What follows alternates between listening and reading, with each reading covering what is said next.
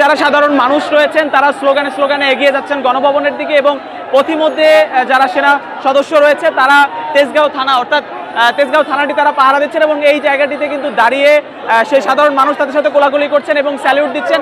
নানা ধরনের চিত্র কিন্তু এখানে দেখা যাচ্ছে, অর্থাৎ সেনা সদস্যদের ঘিরেই কিন্তু এই পরিবেশ এখানে সৃষ্টি হয়েছে, তেমনটি কিন্তু আমরা এই জায়গাটিতে দেখছি। এবং যেমনটা দেখছি যে সেনা সদস্যদের সাথে কেউ ছবি তুলছেন, কেউ তাদেরকে জড়িয়ে তুলছেন, আবার অনেকেই তাদের সাথে কোলাকুলি করছেন, এরকম একটি উল্লাস কিন্তু আমরা দেখছি এবং অনেকেই সেনা সদস্যদেরকে স্যালিউট দিচ্ছেন। এমন পরিস্থিতির মধ্যেই কিন্তু ক্রমেই মিছিলের পর মিছিল কিন্তু এগিয়ে যাচ্ছে গণভবনের দিকে এবং আমরা যেমনটা দেখছি যে এর মিছিলের শেষ কোথায় আসলে সেটা বলা খুবই মুশকিল এবং ক্রমেই তারা এগিয়ে আসছেন।